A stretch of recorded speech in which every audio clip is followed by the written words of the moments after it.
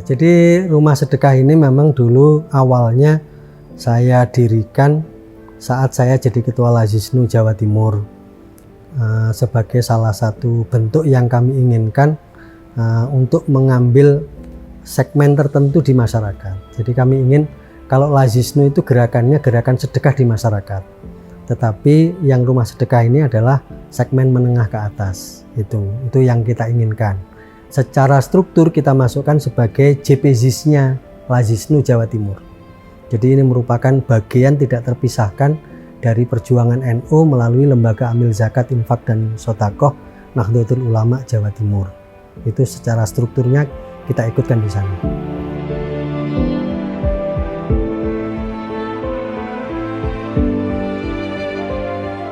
Rumah sedekah ini adalah rumah tempat berkumpulnya orang yang ingin memberikan sebagian dari hartanya dan tempat bagi mereka yang membutuhkan. Jadi semacam tempat pertemuan di antara satu pihak yang ingin memberikan dan satu pihak yang membutuhkan dana itu. Kita lakukan ini memang awal rumah sedekah ini didirikan banyak orang tidak paham. Jadi dipikir rumah sedekah itu rumah yang memberikan sedekah kepada orang. Jadi cuma memberikan aja. Nah, kemudian kita mulai pahamkan bahwa rumah sedekah itu bukan seperti itu, tetapi rumah sedekah ini adalah pola baru dengan segmen baru yang kita inginkan supaya NU itu hadir ya di masyarakat bawah, hadir di masyarakat menengah juga hadir.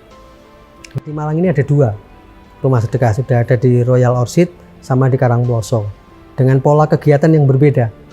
Di Karangploso lebih kepada kita menguatkan ideologi, jadi di situ ada pengajian, ada aktivitasnya lebih banyak aktivitas luring.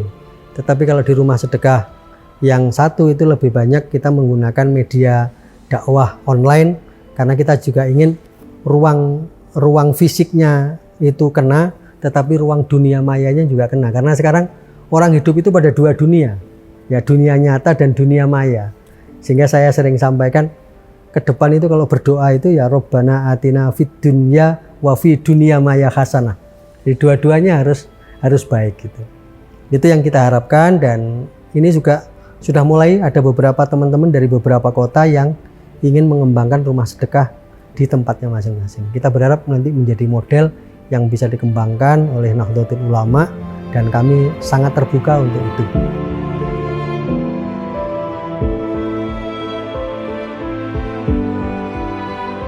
Jadi rumah sedekah NU ini kan konsepnya kemitraan. Jadi orang yang memberi itu juga boleh mengusulkan tentang kegiatan-kegiatan yang mau dilakukan. Nah, kemudian mereka juga boleh terlibat di dalam kegiatannya. Jadi tidak hanya mengusulkan, tetapi mereka juga terlibat. Jadi mereka kita ajak, bahasa kami berkolaborasi. Jadi bukan berkolaborasi, tapi berkolaborasi. Artinya ada nilai kerjasama, ada nilai sinergi yang itu dilanjutkan dengan aksi nyata. Satu contoh misalnya di NK Cafe itu kita coba gabungkan antara NK Cafe dengan konsep bisnis-bisnis yang dikembangkan oleh para mitra rumah sedekah. Nah, begitu juga ketika kita kepada bisnis yang lain, maka yang lain juga akan mensupport. Contohnya misalnya kebutuhan untuk pendampingan tenaga kerja, maka dilakukan oleh teman-teman yang ada di rumah sedekah. Kebutuhan untuk marketing baik digital maupun tidak, itu juga ahlinya di rumah sedekah kita manfaatkan untuk bersama-sama itu. Jadi dengan begitu, satu putarannya ada di satu tempat, yang kedua kita tidak banyak menggunakan produk-produk luar, terutama produk-produk asing. Nah, kemudian visi kami yang paling utama itu kami ingin NU itu hadir di semua situasi masyarakat, baik pada kondisi yang bagus, kondisi yang sedang maupun kondisi yang buruk. Sehingga dengan demikian kondisinya bagus ya rumah sedekah ini tetap melakukan aktivitasnya yang memberikan manfaat. Ketika kondisi sedang kami juga harus ada.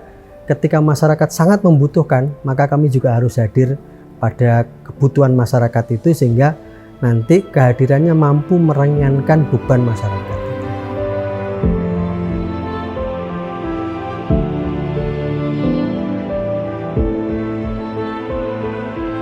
Pertama tentu adalah kegiatan sosial.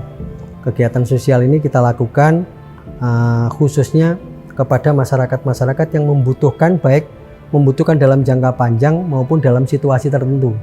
Misalnya pada saat COVID, kami memberikan bantuan kepada masyarakat yang melakukan isolasi mandiri. Kami juga menyediakan telemedicine. Kemudian kami memberikan obat sekaligus pendampingan.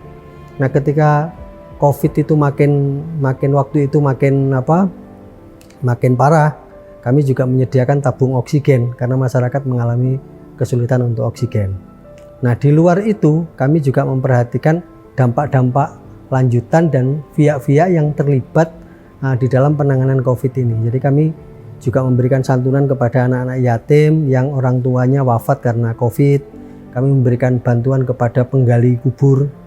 Kami juga memberikan sedikit bantuan kepada teman-teman yang sopir ambulan. Ini semata-mata kami ingin semua yang terlibat di dalam pengentasan masalah yang terjadi di masyarakat itu juga mendapatkan perhatian dari rumah sedekah.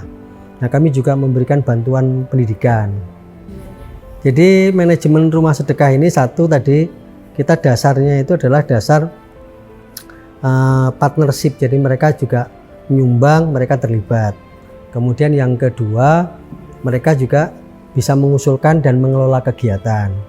Yang ketiga, kita juga ada media-media untuk bersilaturahim di antara mereka ini. Jadi kita ada kunjungan ke tempat-tempat usaha ini yang dilakukan secara bersama-sama. Nah, kemudian yang keempat, kita juga siap nanti untuk memberikan ilmu dari mereka-mereka ini kepada masyarakat melalui program-program pelatihan kewirausahaan, khususnya terkait dengan para santri. Jadi kita nanti akan kembangkan ini berjejaring. Jadi di rumah sedekah itu, di komplek rumah sedekah itu kebetulan juga ada pesantren. Nah, pesantren itu nanti adalah pesantren wirausaha. Jadi anak-anak yang ada di pesantren itu akan dididik secara langsung oleh para wirausahawan ini, dan kemudian mereka bisa magang. Setelah magang mereka bikin konsep apa, dan itu kemudian diwujudkan melalui program sedekah produktif. Tidak hanya santri, tetapi nanti juga masyarakat akan kita beri kesempatan untuk mengikuti pelatihan yang sama. Jadi keinginan kami itu sedekah itu menjadi budaya. Kenapa begitu? Karena sebetulnya di Al-Quran itu kita sudah diamanatkan bahwa harta itu tidak hanya untuk pribadi, tetapi ada haknya orang lain. Karena itu harus dibudayakan. Nah, memang ini tidak bisa langsung, karena untuk menjadi budaya itu bisa jadi pertama harus dipaksakan. Kalau dipaksakan terus-menerus akan menjadi kebiasaan. Kebiasaan yang terus-menerus itu akan menjadi budaya. Nah, kalau sudah jadi budaya, itu rasanya tidak enak kalau tidak dilakukan. Sehingga dengan demikian mereka akan menjadi budaya untuk bersedekah, karena dengan bersedekah itu insya Allah hidup kita jauh lebih berkah.